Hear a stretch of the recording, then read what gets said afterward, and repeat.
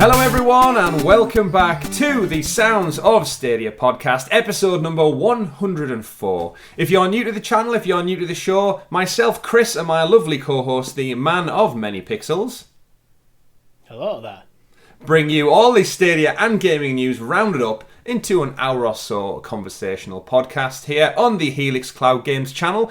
If you do like what you see, don't forget to like the video and click on the bell down below and subscribe to the channel so you're kept in the loop with all of the Stadia content we bring you here from Helix Cloud Games. We do Let's Plays, first looks, live streams, live reactions. We recently watched the THQ Nordic showcase in the hope of some Stadia news. But before we dive into all that, bit of an update. We've got a great show lined up for you this week for episode 104. We're going to be talking about all of the new games that arrived, some stealth drops, some we knew about, but more importantly, games. We are going to be reviewing the THQ Nordic showcase from a Stadia lens and what was good and what was bad about it. We'll dive into all that.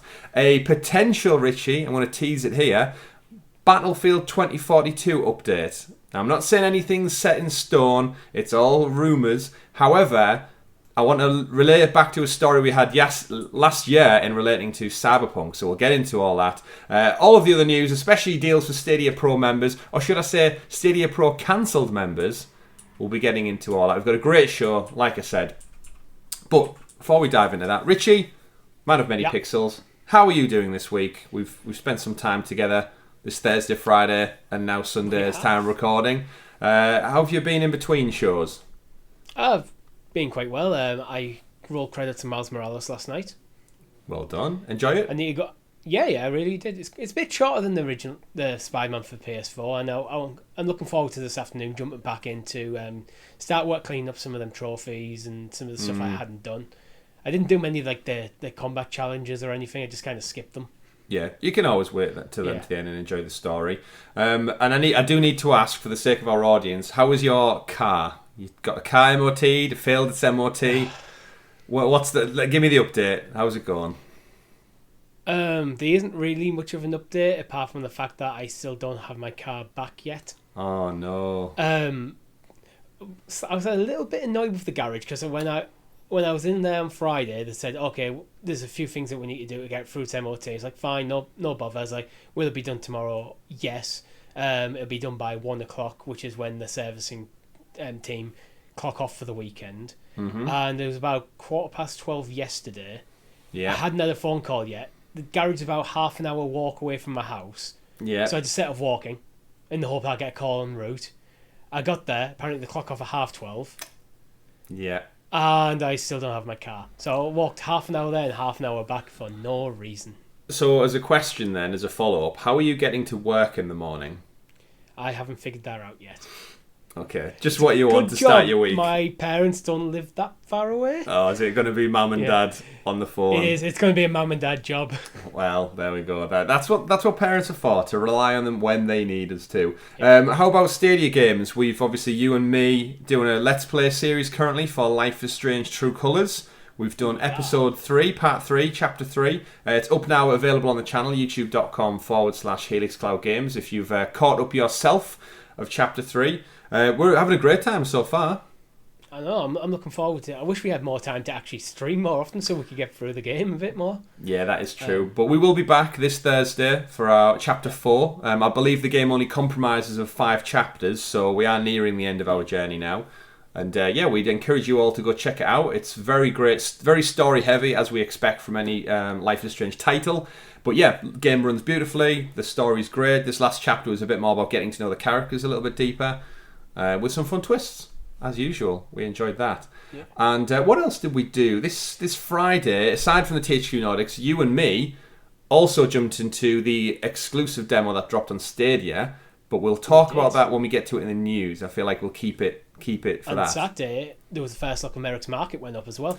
They did, and we'll cover that. We'll cover that as well. We'll get your first impressions on that title too as we get into the news. But before we do get there, folks, we do want to highlight an upcoming event we have here on the channel. We are celebrating our 2nd year anniversary, 2 whole years of myself, Chris, Richie, and Tom bringing you Stadia content 100% of the time. for the longest running Stadia podcast this side of Google Maps and all the other shows we do here. We do want to give a little bit back to our communities, and instead of just celebrating our 2-year anniversary, we're going to be raising money for charity. So on the 2nd of October, Saturday that is, we're going to be doing a full day of streams playing all Stadia games with you, the wonderful community, and we've got some absolutely terrific giveaways as well. We've reached out to some of our developer and publisher friends. We've got some game codes and giveaways, but we've got a full schedule locked in now. So the schedule looks like this. We're going to be kickstarting the day off on Saturday the 2nd of October at 11 a.m. UK time with the Sounds of Stadia podcast live. So I think that's episode something or other. We're then going to be following that up with a play of Get Packed and Cake Bash. And the reason we've got those in there is we are giving away some game codes for those 2 titles and Fogs, of course, the 2-headed cat dog creature. Thank you, shout out to CodeSync, very, very generous for giving us those codes. So be in it with your chance to win by joining us on Saturday the 2nd. We're then going to follow up with the side quest episode. Then Richie's going to come over to my house so we can do some couch co-op games. We're going to be playing FIFA 22, not 21, 22, because that just launched the day beforehand. So we're going to have some brand new FIFA action with some hypermotion next-gen features. Then we're going to switch up from sports and kill people in Hitman. Or attempt to kill people in Hitman, depending on how that goes. Hey, I got good. I did a live stream about getting good. You got good. You need to shave your head, though, for that one. Yeah. Then we are jumping into Killer Queen Black on the evening. We don't have any codes for Killer Queen Black, but we do want to do a very special shout out to Liquid Bit Games, who've been incredibly generous, and they've donated $200 to our cause, which I've just realised halfway through the schedule I've not yet mentioned it's for what the actual charity is. It's for. Yeah. I've just said the event name, date, time, and what we're doing. Yeah. It's, of course, for dementia and Alzheimer's, in working in support of the Alzheimer's Society here in the UK, helping people who unfortunately are suffering from the terrible, terrible disease. So, again, we've already raised over £100, I think. That's right. Yeah, we have done with Liquid Bit's generous donation. We're over 200 so far. Over £200 so far, and we're going to be raising money the whole day through, playing more games. The rest of the list you can see on screen now. We're playing Grid on the afternoon. We'd love you guys to get involved. We've got another community game of Stadia Scope, where we zoom in on a Stadia piece of art, and then we zoom out, and each round you have to vote and guess what the game title is and see who gets the most points. We've then got an exciting first look of probably one of your pro games for October, and then we're wrapping the night up with the standard stream with Rainbow Six Siege with the community. And then that's not the very end, because we're also going to go into a special after-hours stream for our friends stateside, or those in the UK and Europe who just like to stay up a little bit later into the weekend. We'll probably pop some beers open. Richie, you'll be back at home by then. Yeah. And we'll just play whatever games you want us to play. We'll have a chat. But again, it's all for a great cause, so we would really, really appreciate if you would follow the channel and join us. And to donate, more importantly, head over to justgiving.com/Helix Cloud Games. Any donations are generous for such a good cause. So that's the business side of things done, Richie. That's it. It is. That's all that out the way. Special shout out, though, we should say as well, to our members. Here at Helix Cloud Games, we do have a membership program on our YouTube channel, and if you want to support the channel a little bit extra, myself, Chris, Tom and Richie, in bringing you better Stadia quality content, reinvesting in the tech to help give you prizes and giveaways, that's all made possible by those wonderful people on the screen now who do give us all those generous donations. So shout out to Geek to Sneak and Sidnar, most of our recent additions as well, from as little as 99p. And Richie, they also get early access to our side quest episode up to 6 days early. So if they want our content earlier, you can do so by just supporting us that little bit more. And we do reinvest. We've got our new introductions. I've got a new camera, although that was actually from my own money. We've got prize giveaways as part of the charity stream, and a bunch of other things as well. So yeah, just thank you again. I don't know if we say it often enough, but thank you to our members, our wonderful audience out there, and everyone who just watches the channel, really, because yeah, 104 episodes. Missing Tom right now as well, but he'll be back. I saw his baby yesterday as well. Cute little thing. Yeah. He's got a nice little Sounds of Stadia rep outfit as well, which I'm sure we'll see. Was he repping it as well? He wasn't repping it when he's there, but I'm also very wary babies are sick on a lot of things, so it's probably lost in a wash cycle somewhere. But I did hand Tom over his new T-shirt as well. So next time we see Tom, we might see him rocking a Helix Cloud bit of merch. Talking to my brother and sister, they say basically you need a couple of outfits a day for children. Outfits, nappies, everything. Richie, they're very much like cars. They break down frequently, and you can just never get them fixed. You just got to keep polishing them up and looking after them and taking them to the car wash. But, ladies and gentlemen, you are not here for us to talk about cars and babies. You're, of course, here for all of your weekly gaming and Stadia news rounded up, and we do have a terrific show. So, Richie, would you do me the honours of introducing us to the super sexy special Stadia story segment, aka The News? Lots of news this week. Can't wait to delve into it. It's been a great a couple of days, and it all kicked off, Richie, with story number 1.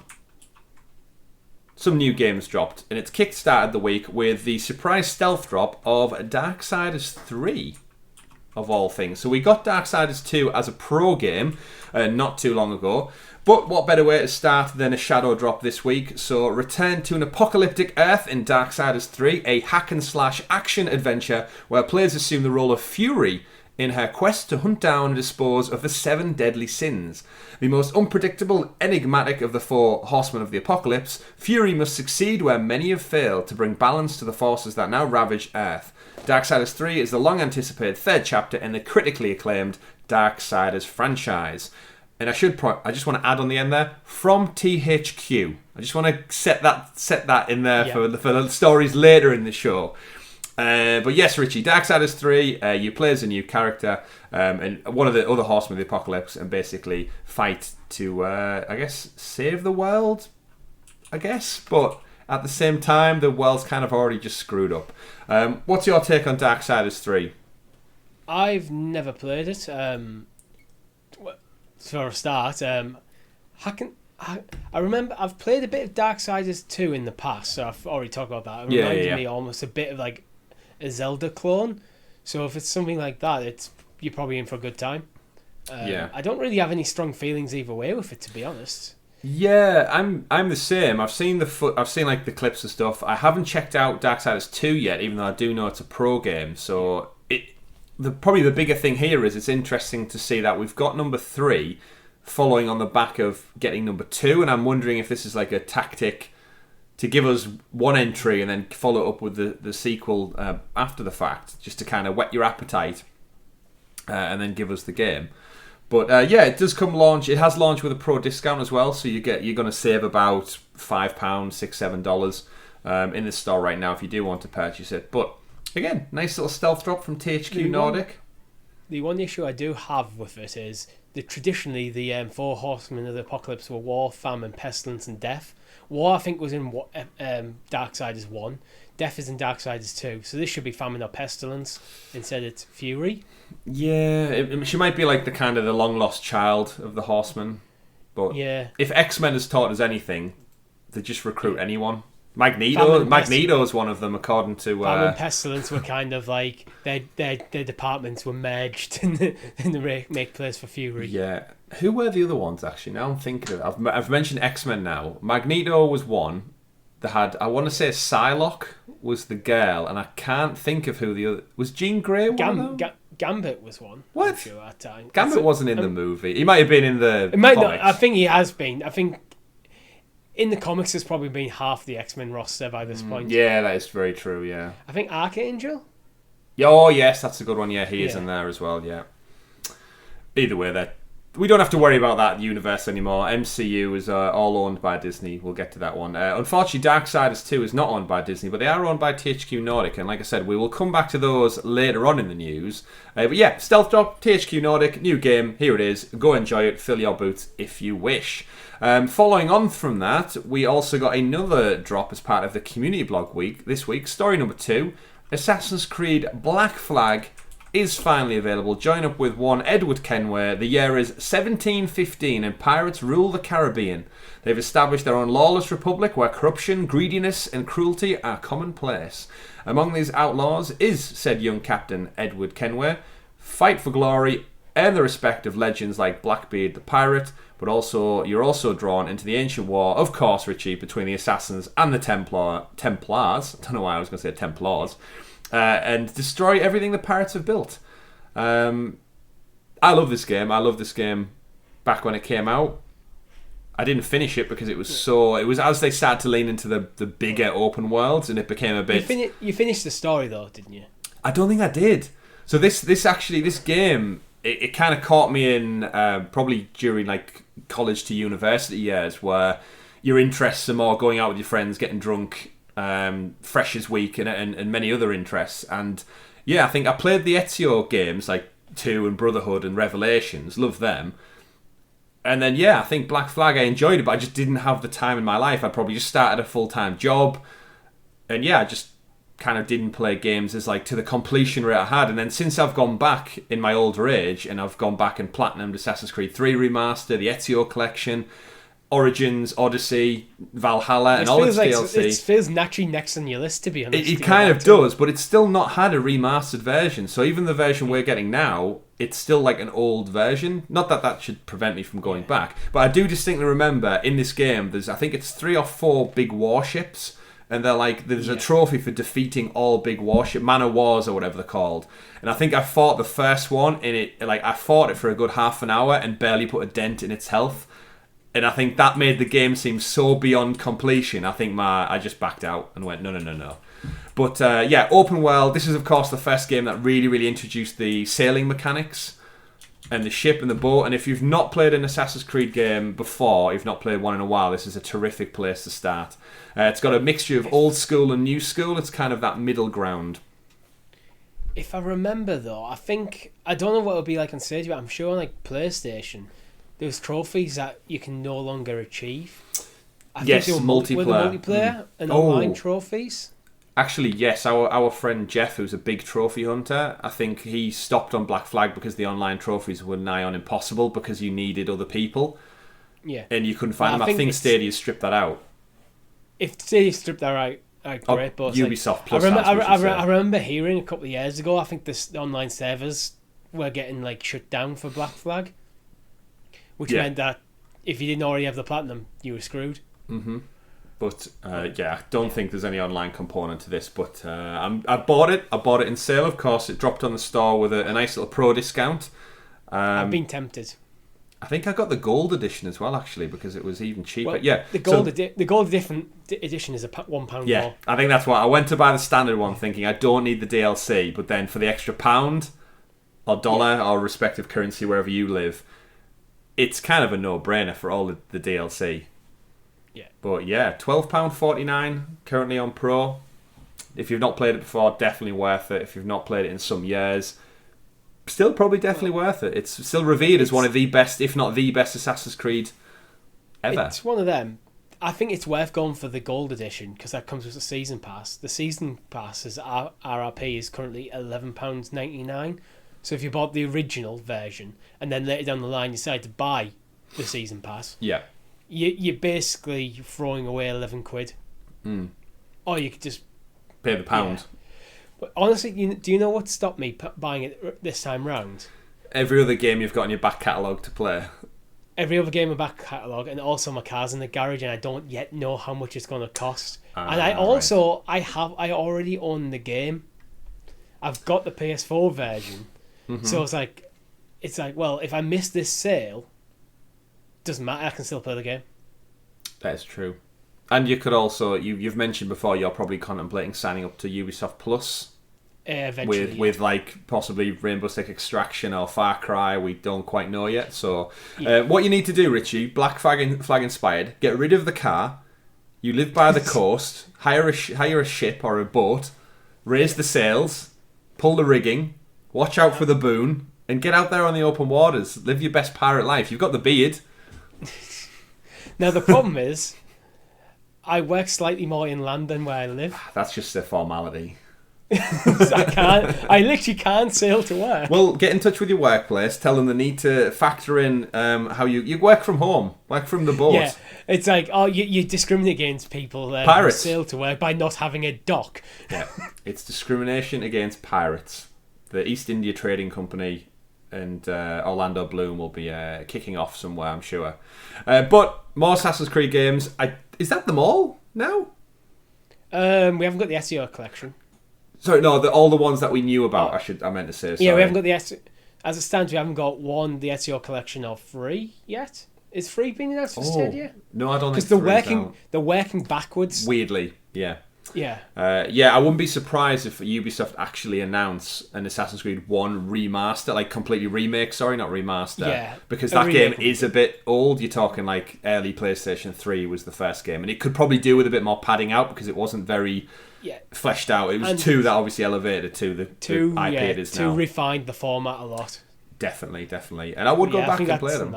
They're doing Prince of Persia. I'd love an Assassin's Creed 1 remake. Good old Altair. Let's get back on his storyline. But alas, I guess we should mention here, well, while we're talking about it, I've also just gone back this week and finished the Assassin's Creed Valhalla DLC. Wrath of the Druids in Ireland. Thoroughly enjoyed it. A whole new area to explore. Similar mechanics from the first one. They introduced a new outpost system and a whole new group of crazy druids to go kill. Enjoyed that one. Did the Siege of Paris. Didn't enjoy that as much. It felt like it was a bit rushed and short. But playing them back to back, it's very easy to see the stark differences because usually with DLC they obviously have smaller teams who work on the DLC after launch. I think I'm pretty much done now. I've got every achievement bar 1 for the mastery challenges, which I cannot be asked with trying to get gold medals for all 12 mastery challenges. I'm done. I don't need to. That's one of the things that's put me off with Miles Morales as well. Like for the combat and stealth and in the movement challenges, like. Can I be asked to grind these out until I get absolutely a perfect run? Do you need to get you don't need to get perfect though. I think it is like bronze or something for them all. Don't you need gold for achievements? No, I think it's like gold, silver, bronze, and I think all it is you need at least bronze for everything. I don't think it's that harsh because I remember I got it quite quickly as well last Christmas. I know I had to look at the trophy list and there was a trophy for a 100 hit combo. And I was like, that's going to be tedious. Oh, I think once you're all fully leveled up with all your power ups and stuff, I think it's not that hard to actually get to it. There's like a particular it's one mistake, area. Though. Yeah, true, but. We'll let us keep us updated how you go on that one. But yes, Assassin's Creed Black Flag out now. Go fill your pirate boots, yo ho ho, and a bottle of rum, all that kind of stuff. Speaking of rum, I guess. Do we have rum for this next story, Richie? That was terrible. Merricks Market also released the long-awaited game from the Stadia Makers program as well, in tandem with them. We've all been that adventurer throwing down bags of gold to buy swords and shields, but what about the poor souls rushing around behind the scenes, behind the shop counter, dealing with all of these strange customers? Yes. Over-the-top crafting challenges? You bet. A shop cat? Of course. Take ownership of Merricks Market as you haggle, barter and craft your way through a comical single-player campaign or team up with friends to supply the whole town cooperatively. Richie, you did a first look on the channel of Merricks Market, as the Yorkshireman does speak inside it. Give us your first thoughts, impressions, and tell the people out there how it plays. Will you please? It plays a bit like Overcooked. It did actually perform really well. There's no stuttering or anything like that. Mm-hmm. I enjoyed it more than I expected I was going to be honest. Okay. It's like, it is similar to Overcooked where you get like things come up, okay, this is the order I need to produce. Mm-hmm. Although, instead of like having just orders turn up and you sort your plates out and stick it on like a conveyor belt to go out to the customers. Yeah. The customers come into the store, slowly walk up to the counter and go, hey, this is what I want. Then you go over, you make a chair, then you walk over to the sales counter. And you get someone who come in, go, I need a portion, and then you have to haggle with them for the price. Okay. Is that where there's like a little button combination mini game comes into play to get the right price? That comes in for when you're actually making your sale, just as they come over to the counter, and then this is to confirm the sale. So I think the faster you do it, the higher the tip. Okay, so it's like when you the more money you earn, the more stars you get for the level, that sort of thing. So what's the challenge? Is it orders start to stack up quickly, similar to Overcooked? Yeah. More customers come in more quickly. There's more variety of different stuff you have to make. So you start off just making maybe just like a staff, which is just a bit of wood, process it on the table. Mm-hmm. Then maybe you have to have a staff and a chair, which is a bit of wood and a bit of leather. You've got some pots, so you've got to fire them. So you get more and more things to remember. Yeah, as more and more customers come in. So very similar to Overcooked. Yeah, you juggling it's things. Very much it's in the same genre of game as Overcooked. What genre would you class that as if you were to give it a name? I don't know. I think it is becoming its own genre quickly, though. Crafting... Yeah, because there was one, if we remember, there was one that was actually on the Stadia Makers Showcase, and if you remember, it was it shrimp something? Where they're all on a shrimp boat. There were otters on a shrimp boat getting all the shrimp, and you had to catch the shrimp or cook the shrimp and sell it on. I can't remember what it was. It looked cute as anything, though. There needs to be, like, an actual genre made up, because Stadia Source, like, put it under the arcade, indie, children and family genres. But they don't really define what the game is. Yeah, it's a very definitive type, isn't it, of like craft. That's not a reflection on Stadia Source, by the way. That's just... It's just generic industry terms, we don't have... It's like, it's like RPG covers everything. Yeah. But we still say RPG, even though the detail in between varies massively. We can come up with it. RPG is one that's become... RPG elements of entered other genres. That's the way. We need to come up. Let us know in the comments. What do you want to name this sort of style of a game? We need a genre title for it. I feel like it needs crafting in it, like crafting couch co-op, crafting something. But let us know. But yes, go check out Merricks Market. It's available now. £14.99. This does strike me as a pro game. It was Stadia Makers program. Not now, of course, but. I think before Christmas we could see this as a pro game. I mean, that would be the truth. But it's great to see you had a good time. And I'm glad to hear from your first look, it's got a bit more polish to it than I think a few people had initially anticipated. It runs great and it works. How is the voice acting? Being, of course, from nearby to Yorkshire in England. It's fine. You're only really doing voice acting when you're in like the haggling scenes and between and like. As they're setting up, like through tutorials and stuff. But I think once you get through the main campaign and get to the multiplayer, which is where I think the game's really going to come into its own. Good. I don't anticipate much voice acting there. Good. I'm always wary that similar to Watch Dogs Legion, where with like the over gratuitous nature of the Cockney accents, that because everyone in England sounds like they're from London, so or not even London, like Cockney London. And I'm like, is this game going to just be constant, just berating you with Yorkshireisms? No, that's a bad thing. It's not so much that it's going to distract from the game. Good. That's what I like to hear.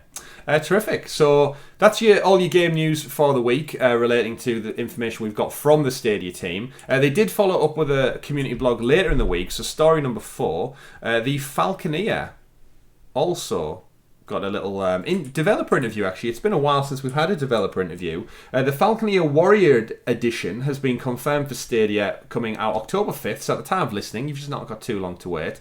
They interviewed solo developer, so one single individual on his own, Tomas Sala, and they basically interviewed him talking about bringing it to Stadia, the type of game it is, and it's very much an open world combat game, kind of similar to, I want to say, like Panzer Dragoon, meets like an arcade style. What was the shooter called where you used to fly Spitfires and stuff? I can't remember it. I can't remember. It's like a very famed genre, but it's just not done anything for like 10-15 years. But yeah, within the interview, there's a couple of details they mentioned about just different types of weapons, gear, how best to approach the game, the fighting style. So go check out the interview, read the full breakdown. It's not too long. Interesting enough, that does say the Falconeer was built from the ground up to be played at 60 frames per second. And then over on Stadia, someone tweeted at them saying, "Can you confirm it's 60 frames per second?" And the Stadia team went, "Well, we cannot comment on that. It's down to the individual developer." Whereas in the interview, it actually says built from the ground up to be played at 60 frames per second. And it's, when you get it's one of them. It's one of them weird legal things where Stadia themselves, well, we can't comment on it just in case it's not.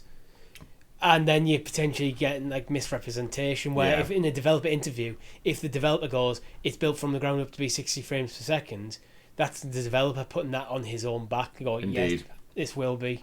Yeah, it's your team as well. It's a shame. It's just one of them weird legalities in marketing. But I would expect this to be 60 frames per second if the developer in an interview with Stadia is claiming it is. Yeah. Fingers crossed. Because there seems to be a bit of motion in the ocean over on socials at the moment about games having to be certain frame rates and certain fidelity. And for me and you, we're not that bothered. You said before you don't have a 4K screen. Depends on the game. Yeah, for me, it depends on the game. Some games I think absolutely fine to play at 30 frames per second. Other games, I think especially in the multiplayer space, really need that 60 frames per second. Yeah. I feel like I've only heard it really spoken about, though, in the last 2 to 3 years. It's really started to pick up traction with it being important. You know what I think it is? It's as we've got to the point where the quality in graphics is just so good that you're not going to see big incremental changes. Yeah. How the game frame rate can really change how the game plays. You've probably seen it yourself with Ghost of Tsushima.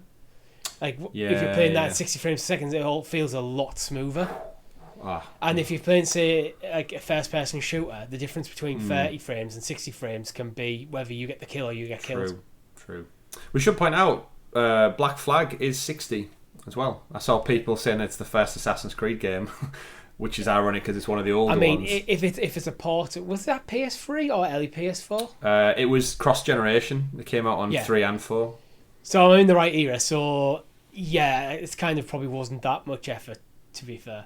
If considering it's not like a remaster or a remake, it's just a port. Oh wow, that takes me back. Now I'm thinking, I think Black Flag was one of the first PlayStation 4 games I owned. It was like Black Flag and Marvel's Lego Superheroes, and I think I bought Knack as well, Richie. But memories come flooding back. But tell you what, things that do also come back, Richie, they came from space and ate our brains. Next story of the week, the spiritual successor, which I've just realised I don't have the actual demo video up, so insert that here, Chris. You and me jumped in this Friday. It's surprise stealth dropped just from space. That's what it's called, from space. Yep. It's from Triangle Studios, the people who did make It Came From Space and 8 Hour Brains. It's very similar, well, it's actually the exact same premise. It's the same aliens, as far as I'm aware. It's an online co-op game, though, where you team up with a squad of friends and take on the challenge of liberating Earth from a brain-hungry infestation.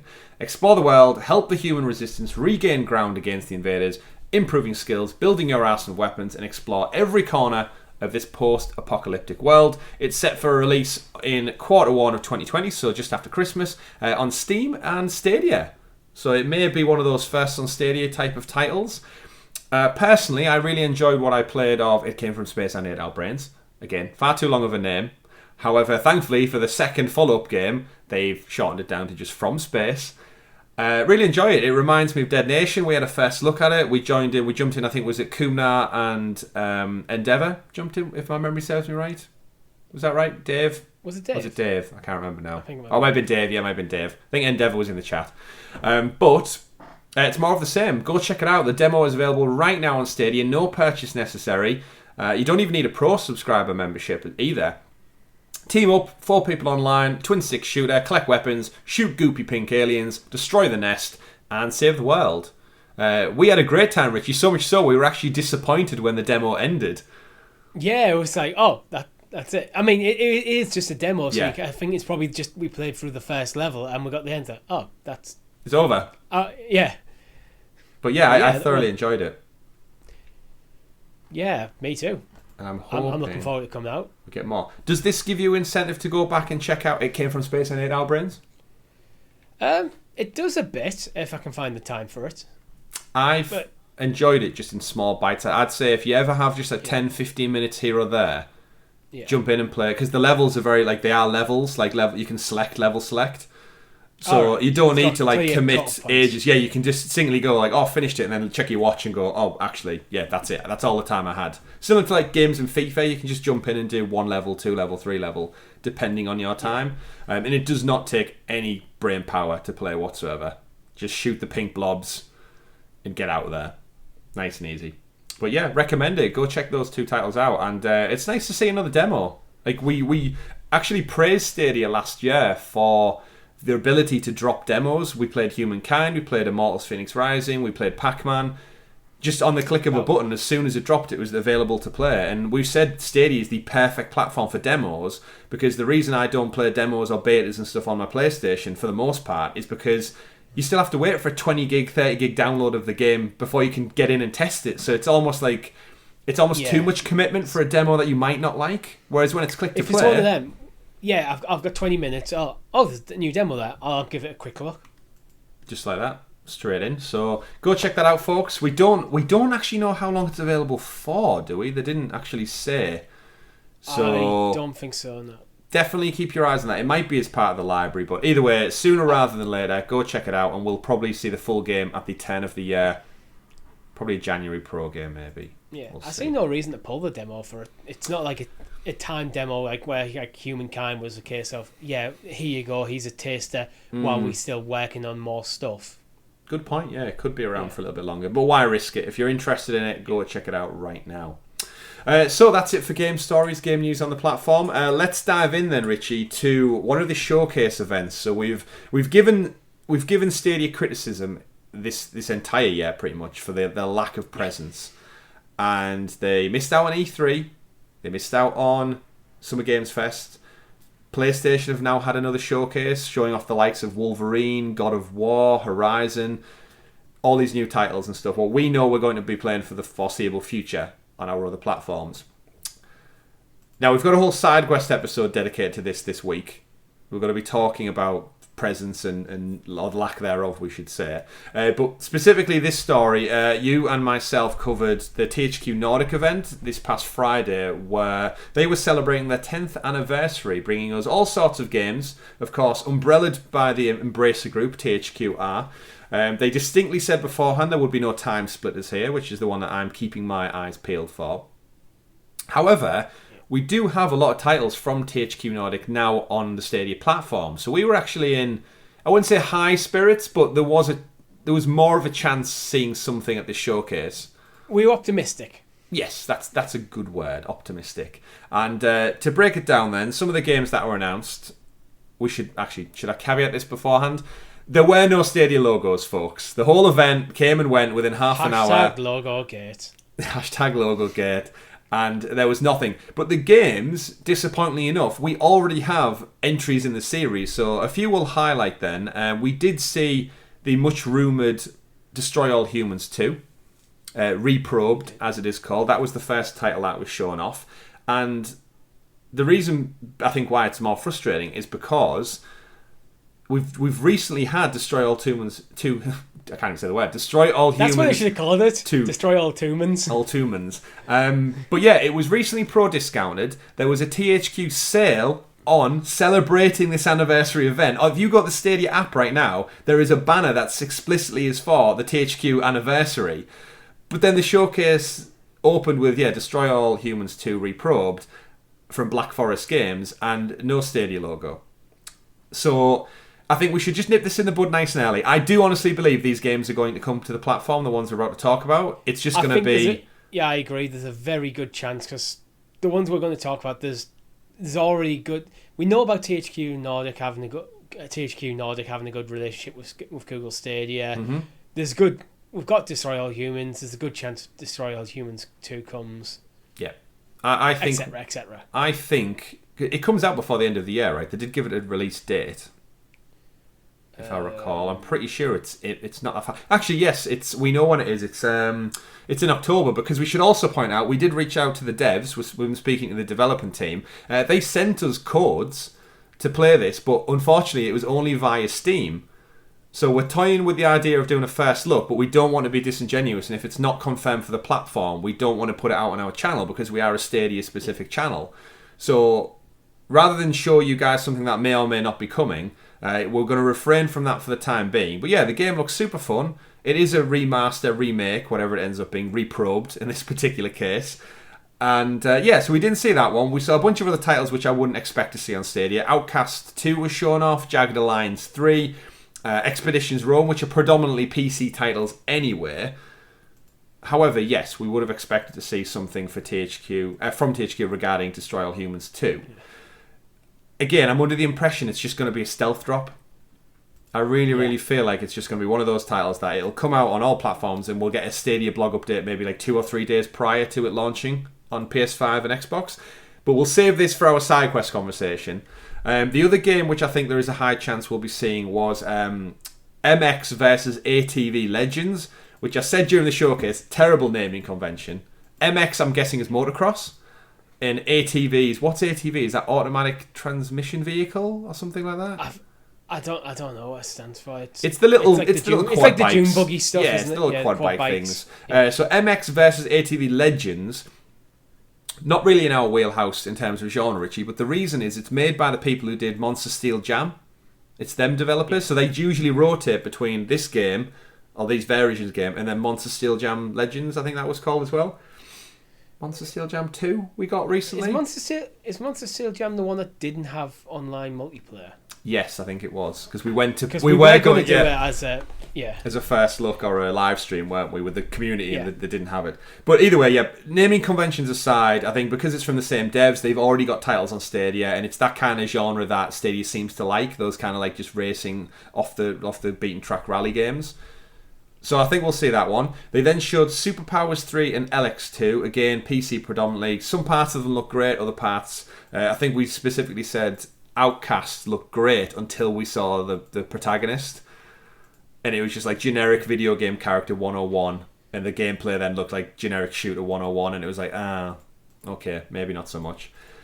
But then... And largely both cinematic trailers as well, which I'm on record saying I'm not a fan of cinematic trailers. I want to see the game because it's the game I'm buying. I'm not buying a cutscene. Yeah, definitely. I don't mind a mix. I don't mind a mix of the two, but you're not going to sell me a game with just a cinematic. Yeah. No, and hopefully they shouldn't do either. The gameplay should sell it. But Expeditions Rome, I think, was probably the only other one that really piqued my interest. Obviously, that was the one that piqued my interest the most. Yeah. I don't think, again, it'll be coming to Stadia. We've said time and time again, I'd love to see more titles like this that are more keyboard and mouse reliant, but without it getting a PC console version, I don't think there's a chance we'll see a port. This is an opportunity. Stuff like that, though, is an opportunity for Stadia to eat into that market a bit. It's like for predominantly console players who don't have a decent PC, but I can just play this through my Chrome browser. I'm really interested in that game. Yeah, it would be. They're the type of relationships they should be reaching out and. I can use Direct Touch on my iPad. Yeah. I think that controller caveat does limit a lot of these ports because the developers are probably like, we don't have time to set it up. I think Stadia should drop that as a requirement, to be honest, and go, no, you know what? You don't have to have it, but you do have to disclose if you don't support controller. Yeah, it's an interesting one, isn't it? Because then you've got the argument that everyone who plays on Chromecast and stuff won't be able to play it, and then I don't know. It just seems like it would muddy the responsibilities a little bit. But then on the flip side, PUBG doesn't support mouse and keyboard now, right? Because they dropped the servers for it. No. Like a few months back because there was lack of players. So it's an interesting one, but we'll save that for another day. And then the final title was SpongeBob SquarePants Cosmic Shake, a new entry in the SpongeBob saga, I guess. Didn't show any gameplay footage for the title. They just showed an amazing cinematic with the cast of SpongeBob singing and rocking out with guitars, microphones, and other instruments. Again, relating to Stadia, we got SpongeBob SquarePants Battle for Bikini Bottom rehydrated, and then we also got it as a pro game. So, from THQ Nordic, it's the same development team who worked on the rehydrated one, Purple Lamp Studios. And yeah, kind of guess to summarise, it was a very short showcase. It was actually missing a few things. We actually expected to see Darksiders 4. That was the big rumour. Yeah. And then didn't show up. That was the one I was kind of expecting to end the showcase on. Just a tease for maybe a late 2022 or early 2023 game. Yeah. Give us Pestilence. Yeah. We want Pestilence, Darksiders 4. Yeah. Or give us Magneto or something like that. But SpongeBob SquarePants, The Cosmic Shake, new entry in the series, so this one isn't actually a remaster. But just, all in all, short showcase, didn't show off as much as we maybe anticipated. I think with the lack of Darksiders and the lack of Time Splitters, which is arguably their biggest IP they own, in my opinion, even though it's like probably out of date and not anyone cares about it as much as me anymore. Yeah. But the showcase kind of just ended with no Stadia logos, and again I think it just goes back to the importance of brand representation within these events, and we'll talk about it during the side quest episode. But I'm very confident we'll see Destroy All Humans. I'm very confident we'll see SpongeBob, and I'm semi-confident we'll see the motocross Legends game, but we just don't know. We could see some of the others as well. There's no reason why like Alex or like Outcast 2 or Jagged Alliance couldn't come. Just because the originals aren't there doesn't mean they're not coming. True. I always like to look for that shred of like something there to latch that onto. Link. Yeah, that tangible link. Remember, I'm still a firm believer we'll see Fall Guys on Stadia because the studio who makes Fall Guys put out one other game and we saw it on Stadia like early summer. Don't think anyone bought it, barely anyone played it. I can't remember the name actually now. But because it was the only two games they'd made was that and Fall Guys. That was telling me the Fall Guys devs are testing the water for Stadia. And I feel like the summer's almost gone, Richie. Indeed. I tell you what. Sorry, yeah. I'm guessing the popularity of Fall Guys has dropped off a lot now. I know they keep doing seasons, but yeah, I think the boat has possibly been well and truly missed on that one. But while we are here in the news talking about games that are or are not coming, Richie. Yeah. Mafia Definitive Edition. We're almost at the year mark. As of today, Mafia Definitive Trilogy came out on other consoles on September 25th, if you've not heard me mention it already. September 25th, 2020. As of the time of recording, that was 359 days ago.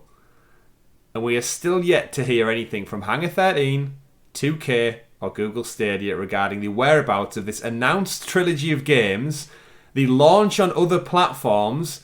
No mention of the game being delayed or when we might expect to see it soon. Christmas is gone. Spring is gone. Summer has now practically gone. We're at the year anniversary of this game's release everywhere else, and yet silence remains. Yep. Let's move on. Well, next week we'll have actually officially passed the 1 year mark. I am going to prep a tweet for the 25th. 1 year. 1 year, celebrating 1 year of silence. It's just a bit embarrassing at this point from all parties involved. But alas, I won't spend too much time on that because I'm sure our audience, it's becoming a bit of a thing now. We'll see. Remember, if it's a pro game, I will play it on a live stream. Will I be bitter about it? Who knows? Who knows? You're just going to tear it to shreds, aren't you? No, I hope it runs well for the developer's sake. If it drops after a year of silence and it runs like Ark potentially did, then there'll be conversations. Either way, next story of the week, switching pace a little bit, to another game that I want to raise some suspicions on. Now, don't get your hopes up for this, folks, but Battlefield 2042 from EA has been delayed. Not by long. Battlefield, of course, was expected in the next coming weeks, and they put a tweet out, classic video game tweet that goes out now. You put a nice background, you put the game's title, and then you put your message out in a tweet. And I'll read verbatim. We've made the decision to shift the launch of Battlefield 2042. The game will now release worldwide on November 19th, 2021. Building the next generation of Battlefield during a global pandemic has created unforeseen challenges for our development teams. Given the scale and scope of the game, we had hoped our teams would be back in our studios together as we move towards launch. With the ongoing conditions not allowing this to happen safely, and with all the hard work the teams are doing from home, we feel it's important to take that extra time to deliver on the vision of Battlefield 2042 for our players. Your enthusiasm for the game has been very inspiring. We believe in the game we're making, and we thank you very much for your patience as we put some finishing touches into the experience. Updates on the beta will be coming soon. Kind regards, Battlefield development team, DICE, Criterion, Ripple Effect, and EA Gothenburg. Now, usually, Richie, I'd let this story go, pass us by. We've had our 5 EA games, even though I don't believe that'll be the final 5. It's a bad sign for Stadia if they're getting no future EA games. However, there's one key bit of this news story that really piqued my interest, and it's piqued some people on the internet's interest. It's probably just us taking the silence and running with it, as we like to do here on a platform where we don't hear anything, so we have to make our own news up. When you give people silence to fill up the gaps. Exactly. And the reason I say it is because November 19th, Richie, is a very special date for not only us, but our Stadia community out there. It's 2 days after my birthday. That's it. It's 2 days after your birthday. Hopefully you'll get a new car.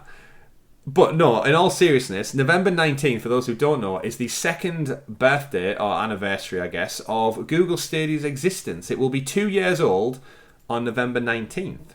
So, Richie, Yeah. will Battlefield 2042 be stealth dropped on Stadia's birthday? Yes or no? No.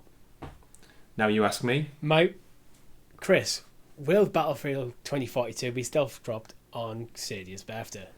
No.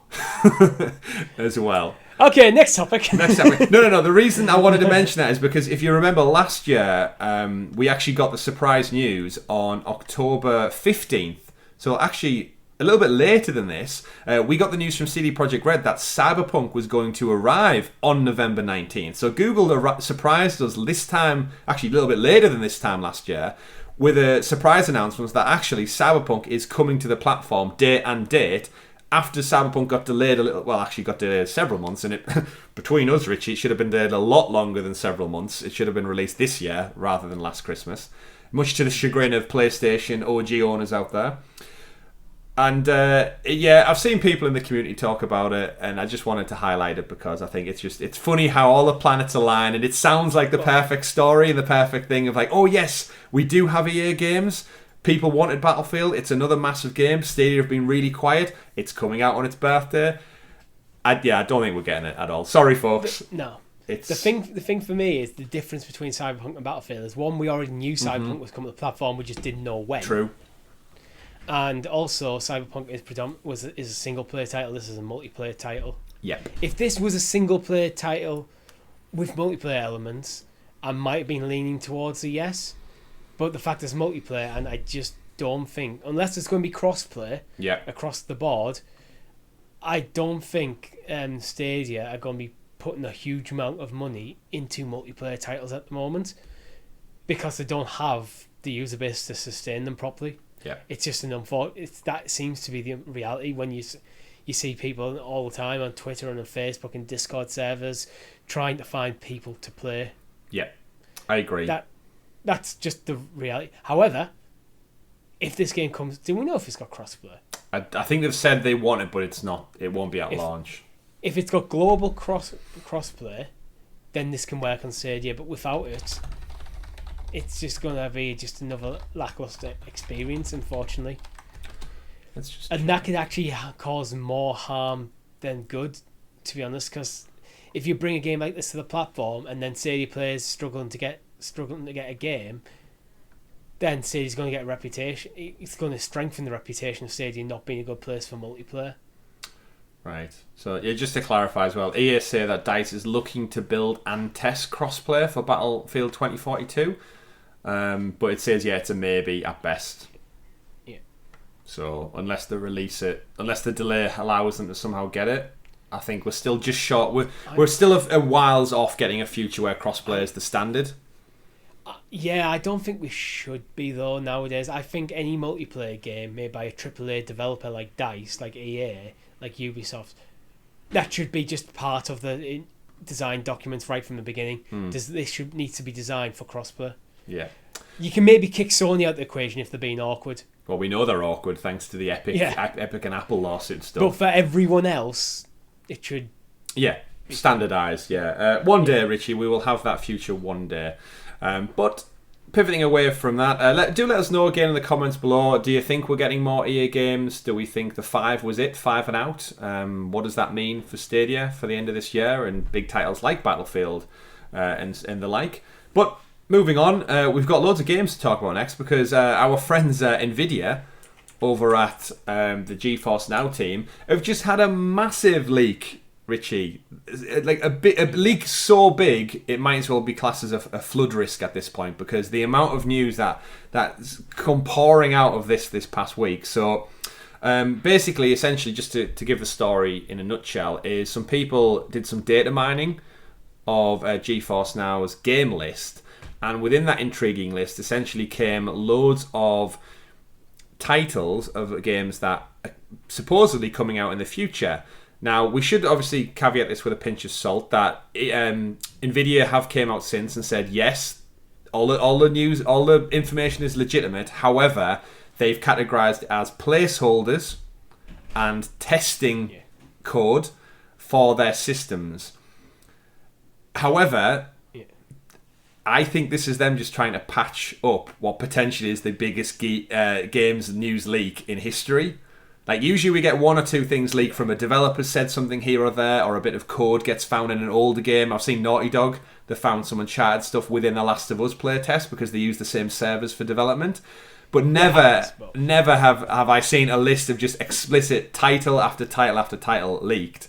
So I just want to throw some of them out there for you, Richie, and get your take on them. So to start off with, BioShock 2022 was one of the ones mentioned. Do you think that's legit? Or because we know there's a studio. I think it's legit. It could be a remaster.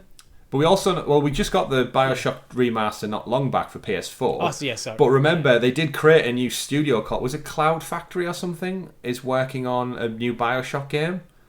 It's possible. I just didn't think we'd get it so soon. So I think you might be a bit closer in thinking it's some kind of next gen port, maybe. Could be a next gen part of the BioShock. Of the trilogy, yeah. A part of a part of a part now at this point. There was the Uncharted Legacy of Thieves collection coming to PC, which that did then get confirmed at the PlayStation Showcase. So that shows that the leak has some genuine material in there that was real. Helldivers 2. I really enjoyed Helldivers 1. Yeah. Wouldn't expect to see a sequel anytime soon because I don't think the game did that great. Horizon Forbidden West, we know about that. Gran Turismo 7. We'll avoid all the PlayStation talk. This is PC ports, and we do know PlayStation have actively said they're intending to bring titles to PC at a later date. There's some biggies on here that's worth pointing out. Still in the PlayStation era, there's God of War, there's Demon's Souls, there's Ghost of Tsushima. Mm-hmm. And I do think they'll end up on PC soon. So, well, not necessarily soon, but it could be years from now. But again, the Microsoft side of things, there was some leaks from there, Gears 6, Halo. But what I wanted to focus on is the games that, again, might pertain to Stadia. Square Enix had a Tomb Raider anniversary marked for 2021.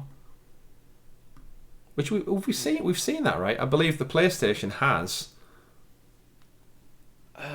Tomb Raider. I can't remember what the detail we saw it in, but we've definitely seen something about it. I'm sure there was a digital-only anniversary where it packaged all three games, because we covered it on the podcast saying, will we see this come to Stadia? Because there's no physical release, so it doesn't make any sense. For Capcom, though, Resident Evil 4 Remake, which I think is heavily rumoured to... They should have immediately started work after 3 Remake finished. So that's no surprise. They've done 2, they've done 3. And 4's one of the more well-revered ones, if I'm not mistaken, as well. 4 isn't usually in the best games of all time category. So there we go. Is 4 the one in the really sepia-toned... It's in Spain or something. I think it's the first one where the series started going a bit more action. It was like the over-the-shoulder camera. But people liked it. Yeah. And then, interestingly enough, in between the Take-Two news, we've got BioShock Ray Tracing Remaster, and we covered it a few episodes ago, Richie, those magical Grand Theft Auto remasters. So GTA 3, Vice City and San Andreas showed up on this list. So the reason I think these are real is because there's so much evidence in here that's been corroborated by other stories that have already since came out. It's like there's almost too much truth for it to be a fake list. Yeah.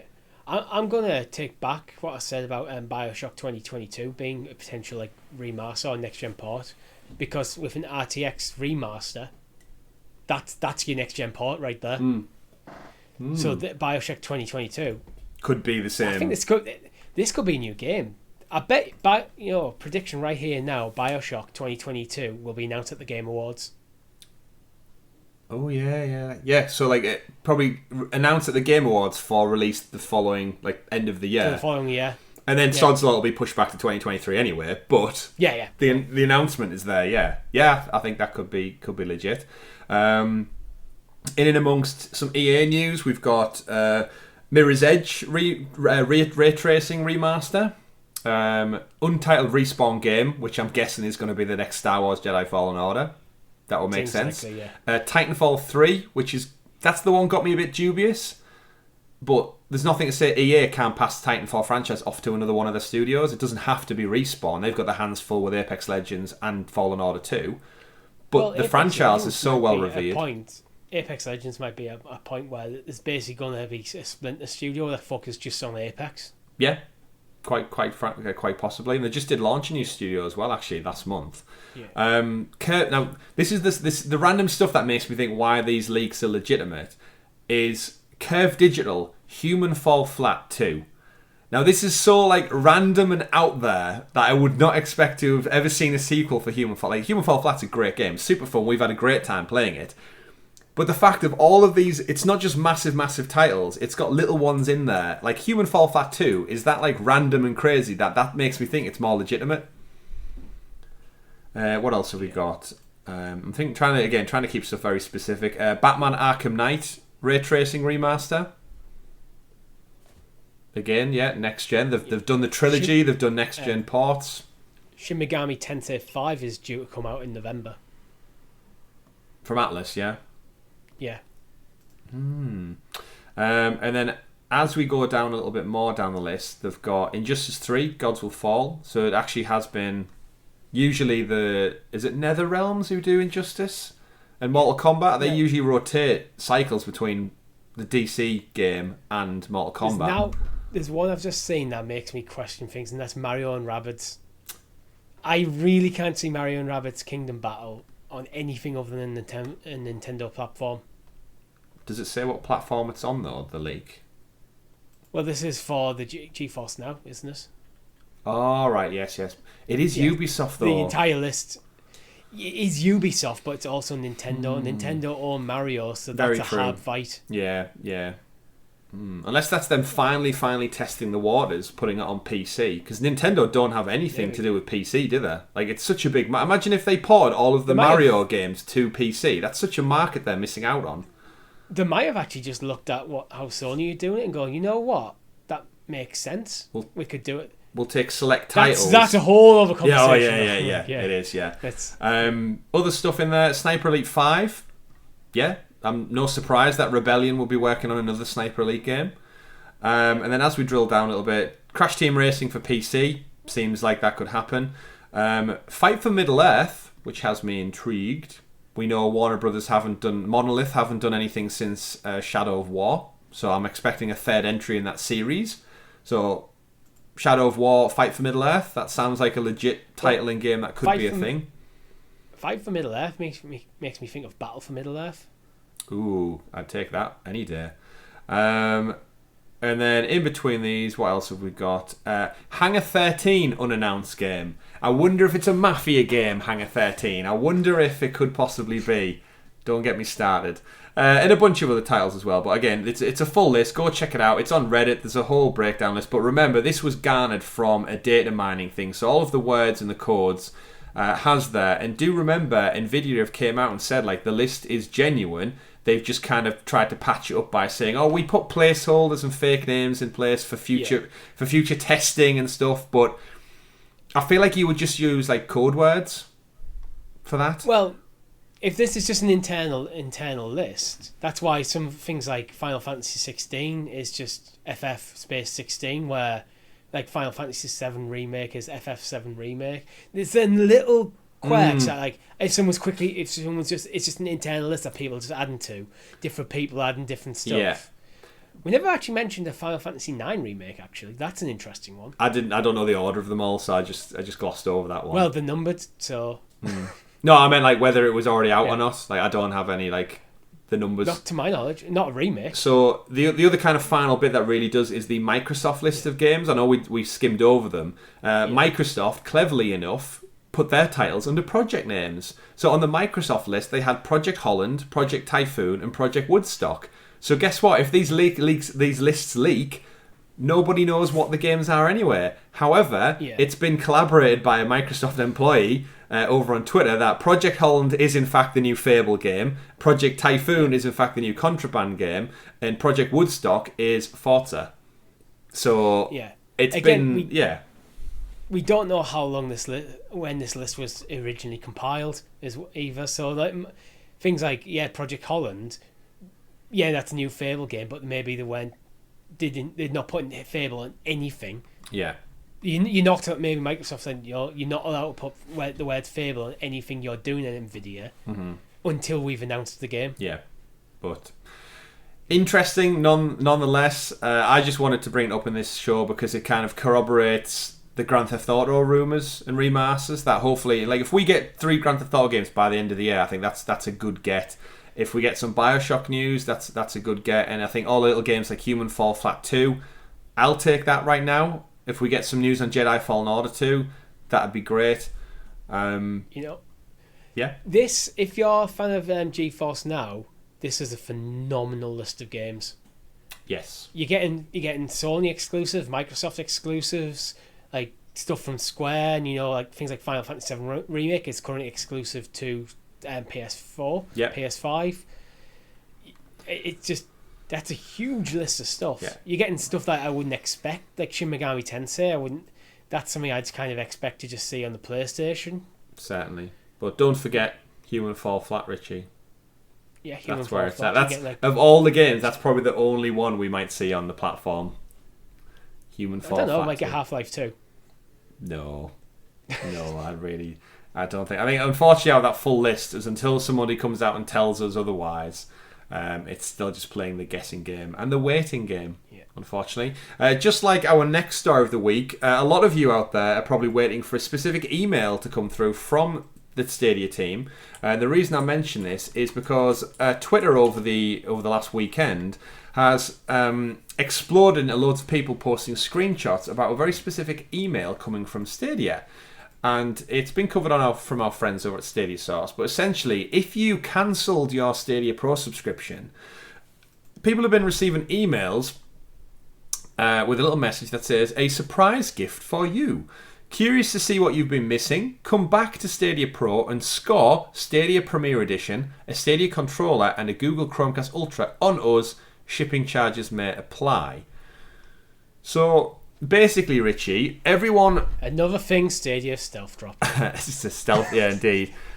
Essentially, if you've cancelled your Pro subscription, you've not had a Pro subscription for some time, the Stadia email team or the marketing permissions team are sending out arguably just more free Premier editions for signing back up to Pro.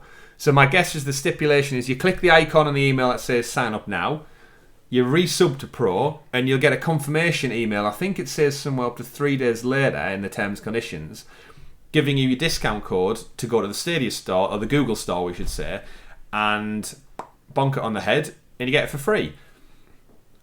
Now, the reason it's in the news specifically for us, Richie, how long have you been subscribed to Stadia Pro out of interest? Day one. So at this point, coming up on just short of 2 years, right? Proof of my founder for audio listeners and hold up my Pro control, my Midnight Blue one. So you've been a founder for nearly 2 years. Yes. I also have been a Stadia founder for nearly 2 years. Never cancelled once. Got all the games, claimed them all. What do you get? Nothing. Same here. And it may sound bitter, but quite frankly, as a paying customer for nearly 2 years, albeit I've got my discounts here and there, like I signed up to that Lenovo Discord server to get 3 months free, haha.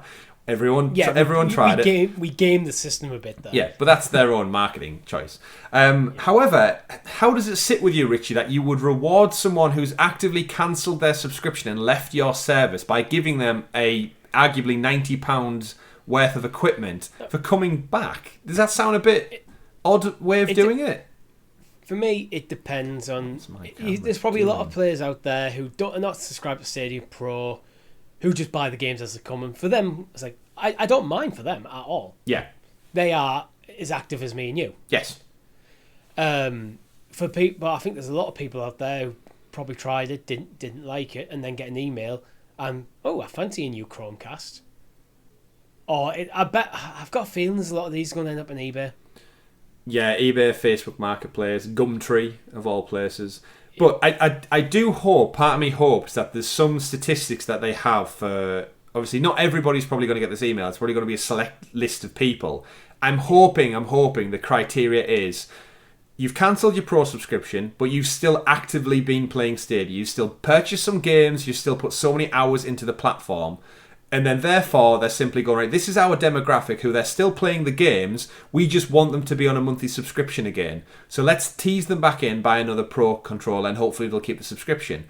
If this is just, he's a freebie for Joe Bloggs who's cancelled and not played Stadia at all for 6-7 months, he's £90. He's another Chromecast Ultra. Although the Chromecast Ultras are defunct, it's just kind of a bit of a kick. It still works. It's just kind of tech. It's still great tech. It still works, but it's still just a bit of a kick in the teeth for rewarding people who, arguably, some would say, don't deserve the reward. For me, I think there's two things I can see. One, I think they're trying to get rid of what's left of the Premier Edition, so they can move people onto the new Google Chromecast with TV, whatever they want to call it. That, and also to get people to resubscribe. But I've got a feeling, though, you'll get a lot of people resubscribe for 1 month to get the hardware and then unsubscribe. Yeah. I think if you want to get more people subscribed to Stadia Pro, you need to actually increase the value of the offering in people's minds. And I think a big part of it is I like indie games, but I think there's a lot of people out there who don't care at all for indie games and see that's all you get. Yeah. Why would I subscribe for a handful of this and that? But we just wanted to bring it up because I'm sure many of you out there are Pro subscribers. Some of you probably aren't, but you still play the console platform. Just let us know how you approach this. My guess, or my hope, is that as Pro subscribers, we're due for some kind of reward. I guess we get Pro discounts, right? But we are paying monthly, so... I think it'd be nice for them to acknowledge long-term founders. Richie... Founders who are still active in some way. You've got your own special blog page on the community forums. Don't forget the Founders Hub. Yeah. You've what? That's what you get. No, again, not that it's weird. It sounds like we're owed something. I think it doesn't. We're not. It's the fact that people who aren't paying are getting free. Like, I don't need another Premier Edition. I've got 3 of them now, and I'm sure there's plenty of people in the community who've got stacks on stacks on stacks of them. No pun intended, actually. In their homes, it's just kind of like, why reward them? Like, do another promotion instead. If you buy Darksiders 3, get a Premier Edition. If you buy... Yeah, I think that, for me, that's a better way to go to entice people. It's like, you have to get Stadia Pro. If you're a Stadia Pro member and you pay and you buy this game, we'll give you a Premier Edition. Richie, what game comes out in 2 weeks? Less than 2 weeks. Biggest game of the year for a lot of people. The only game of the year they'll play. Football. FIFA, yeah. Take these Premier Editions, bundle them with FIFA like you did with Resident Evil, like you did with Cyberpunk, and take a big AAA title that is going to sell shed tons on all platforms, and bundle it with Pro. Don't send an email stealth dropping this thing. Shout it from the bloody rooftops. That's one that can get people in. Go, you know what? I'm going to give Stadia... I'm thinking about buying a PS5, but I can't really afford it. I'm going to give the Stadia thing a go. Can't get your hands on it, let alone afford it. Yeah. So we know there's these. Yeah, I think that would be a much... Again, we still might see this promotion, but yes, I would 100% rather people who've never played Stadia before pick up FIFA, pick up this free Premier Edition, and try out the platform, as opposed to Joe Bloggs, who's not bought a game or played it in 6 months, gets an email saying, "Oh, do you want another free Chromecast Ultra package to sell on eBay or Marketplace?" Yes, that does not benefit the ecosystem. Chances are they're not going to come back for that long if they've left already. We have friends who probably would buy FIFA on Stadia if it came with a Premier Edition. Yeah, I think we do. I would agree with that. But let us know your thoughts below, ladies and gentlemen, on this Pro giveaway. Right, rounding down the episode this week, not many more stories. Little short one here. Digital Bros opens up a new studio called Nesting Games, and the reason I bring it up is it's made by ex-Ubisoft developers. It's opened up in Quebec. It's founded by Frederic Brassard and a couple of other people of Ubisoft fame. They've worked on titles like Assassin's Creed, Call of Duty and Borderlands in the past, and they've came up with a statement saying that they're going to go back to creating RPGs that are focused on immersion, great characters, powerful storytelling and strong gameplay. We're moving away from massive open world model full of icons to clean up and return to experiences that are content driven and ultimately respect the player's time. So almost like almost a bit of a shot towards the Ubisoft style games. basically, reading between lines, we're sick of just putting random stuff on a map just for the sake of expanding, putting more stuff on the map. Yeah, looking at you, Far Cry 6. And then finally, the wrap up by saying, whether you play our games for 30 minutes or a 2-hour session, you'll always get something interesting and content that is gratifying and gives you a good experience. So we probably won't see anything from these for a while. We don't know if it's Stadia related, but again, it's Ubisoft links. So I always think that there's some cross pollination there potentially. A new development studio working on AAA titles is always a good thing. Indeed, it is. It's always more good. More games for everyone. That's it. More games to play. Final 2 stories of the week. We've got another update on Stadia VR. So it was noticed this week that on the jobs listings board, they had a couple of new job offers going up, which, again, future-proofs that Stadia is not going anywhere if they're hiring people to fill these vacancies and these roles. There was a job posting for a staff software development in development services. There is an engineering manager, part of the client software and development kit team for Stadia, the engineering manager for front-end Stadia, and Stadia Discovery as well. You can see the job listings. They're up on the website right now. But essentially, all of those job listings had one thing in common, and that was the introduction of that we want it as under preferred qualifications as virtual reality experience developers and engineers. Now, the video I've got shown as Google Daydream, of course. That existed for mobile phones back in the day and launched with a Pixel. Richie, you and me have said on the show many, many times that VR via the cloud massively alleviates the processor stress on your mobile device. It stops it from getting red hot, and it just, similar to Netflix, it runs by streaming, so it doesn't put your phone under any stress or pressure.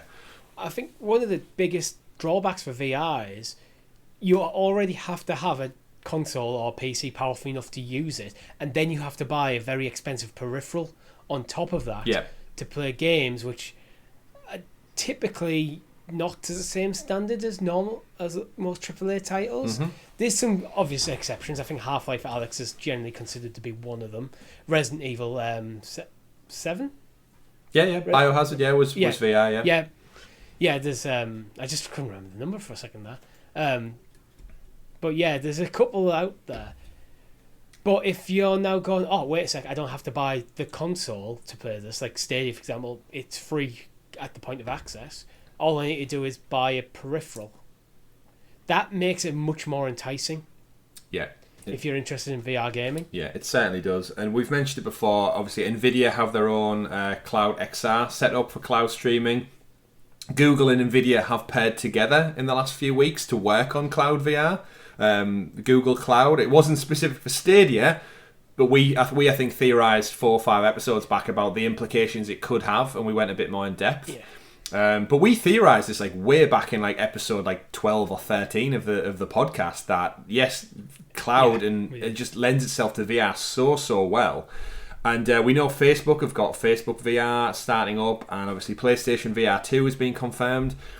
There's, ironically, weirdly enough, there's only seems to be Microsoft who haven't showcased anything to do with VR yet. But Nintendo? They had the cardboard VR, remember? Oh, God. Where you put your Switch in and again, I don't know if they do cloud, but yeah. But in terms of Microsoft, I would have thought they would have lent into it a little bit more. So we'll keep our eyes on this one. I do think with the job listings, nothing will actually come to fruition for many, many years yet. So I wouldn't get too caught up on this. It depends, because Google already have a base for VR. If they can get some VR titles working on Stadia as Stadia the backend, then it might not be as far off as we think, because they already have Google Cardboard. Ooh. So I know it's not ideal, but if you're just going, oh, you know what, I'm going to use my phone as my VR device, connect my Stadia controller to that, stick it in my Google Cardboard, you're there. And basically, you could potentially use like third-party VR devices. Yeah, they're just playing it through Stadia. I mean, like you said there, we actually have Resident Evil on the platform. We've got Superhot on the platform, which are VR titles as well on other platforms. But well, I guess we'll see. Keep an eye on this one. Very interesting stuff. Something we also may keep an eye on, Richie. Last story of the week from Ubisoft. I thought we'd just throw this in there as a nice little fun one to round out the show. Everyone remembers the Driver series, right? The much-loved action driving game. they're making a live-action TV show, Richie, in partnership with, or was it in partnership with, where's it at? Binge. It's a streaming service called Binge. Never heard of it prior to this article. It's exclusive to Binge, so you won't be seeing it on Netflix or Amazon or anything else. Was anybody asking for this? Probably not, but Binge is apparently a new service that's comes out next year. And on their website, they claim, get ready for the future of gaming entertainment. So is it a gaming-centric streaming TV? It seems to be. They're claiming it's going to be subscription-free. Okay. So it might be a pay-as-you-play sort of situation. All right, so that's... This was announced... It's actually announced at E3 2021. Was it? We probably briefly mentioned it at some point. Probably passed over. It does say, all devices and game consoles as well will have it. My guess is that they're just going to pull any video game related shows and TV and put it on this platform. So if you're a gamer and you like Driver, maybe the Doom movie featuring The Rock, and maybe I'm trying to think of like other licenses, the Assassin's Creed movie with Michael Fassbender, they go on this platform, I guess. 2024 gets cancelled. The service. It gets merged into something else. Binge is bought out by Amazon Prime or something. Something like that. If it does, it's either that's the way I see this going. Either a bigger player like a Netflix and Amazon or Hulu or whoever purchases it if it does well, and if it doesn't do well, it's just gone. It's just gone. Yeah. But I enjoy the Driver games. I remember playing Driver 2 distinctly over Christmas, where it's in Cuba. Or Havana, maybe. But yeah, it might be in Havana. And you could get out the car. I remember my camera is just having one today. It just keeps focusing in and out all the time. Apologies, visual. There must be something behind you. It's trying to grab the phone. It's probably the Pac-Man ghost. Every time it changes colour, it might throw it off kilter. I'll have to lock it in for next week. But either way, folks, Driver TV series. We might see the protagonist a bit more. We might do some skids in an underground car park and get chased by the police. But we'll have to wait until all that happens. This has been the Sounds of Stadia podcast, episode 104. Thank you very, very much for your time today, for tuning in, listening, however you consume our content. If you haven't done so already, do give the video a like. It helps us mix up that Stadia Google search algorithm and lets other people out there who are fans of Stadia and our content hopefully discover and find us and watch us a little bit more to help the channel grow and help us reinvest and bring you more Stadia content. Don't forget, as we do round out the show, to follow us for our celebration stream coming on October 2nd, Saturday that is, in support of the Alzheimer's Society. We of course are raising money for Alzheimer's and dementia support and awareness to hopefully cure that for our futures. And we're kicking the day off with the Sounds of Stadia podcast live at 11 o'clock GMT, or British. It'll still be British summertime, right? Yeah, it'll still be UK time. You know what it is. 11 a.m. in the morning, followed by some Let's Plays, some games, giving away codes. We've got a Google Nest speaker to give away as well, so we've got some physical things for those in the UK. We're going to have a side quest episode. We're going to be playing FIFA 22 with you, the community. Come verse me and Richie on the Field of Dreams. Hitman, Killer Queen Black. Again, shout out to Liquid Brick Games, donated $200 to our cause already to kickstart our campaign of raising money. Thank you very much. I don't know, but I found these results on search. Thank you.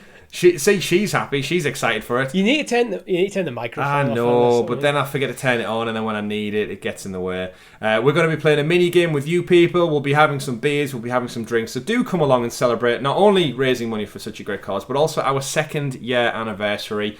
We've been doing this for nearly 2 whole years, and we wouldn't do it without your amazing love and support. So check out the channel for that, and a special doubly shout out to our members as well over on the Helix Cloud Games Membership Club channel. There's over 50 of you in there. Thank you for your additional support. You get our side quest episode up to 6 days early, along with special emojis, videos that are exclusive for you in the chat, and side quests. This week, Richie, we're talking about... will there be a Stadia showcase in 2021? Because we haven't had one yet. Indeed, it's a topic that's reasonably on everybody's tongues, because now THQ Nordic have gone without a mention of Stadia. E3's passed by, Summer Game Fest has gone, and all we got was Ubisoft. They're the only ones who actively spoke about this platform that's now nearly 2 years old, that we've done over 100 episodes of a podcast about.